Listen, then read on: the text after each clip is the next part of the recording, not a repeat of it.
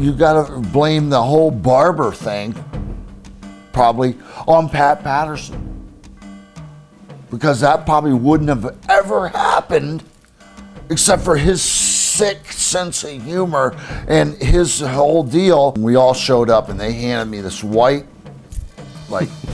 coat and a pair of scissors and a comb. And they said, now you're the barber.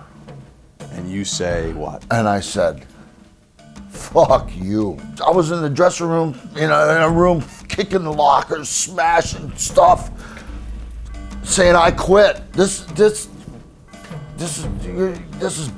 You're giving it to me right up the fucking keister with this. This ain't right. Why would you change something that's that good? Change it. Why would you? Why would they? Like Pat Patterson.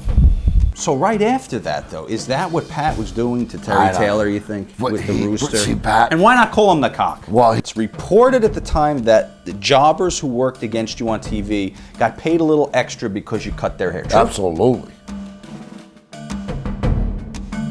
Do you think they were better as heels or baby faces?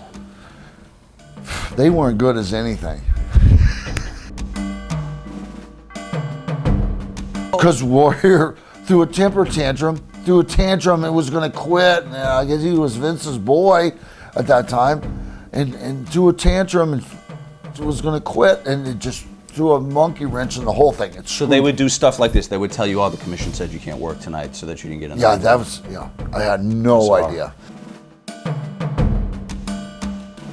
It's like if there was something he wasn't supposed to do, that's something he had to do, and he fucking put that snake on the Giant, and the Giant tortured him endlessly for a long time. Verbally or? No, physically. Randy always had, the conflict was always there, him and Liz and the thing going on, and, I almost got in a fight with him a bunch of times. Almost, literally fisticuffs with the guy. Lanny Leaping, the Genius was his manager. Right. They didn't tell him that I was going to cut his hair. And Hulkster and I knew Sherry. Both of us knew her. And then she wound up coming back into our business later. Knew her. Knew her. Okay. Yeah, she wasn't a worker, but she was a worker. Did Dusty come in humble and respectful? Dusty's Dusty, man. He does only, and that's all. He was only him. That was him. He was himself.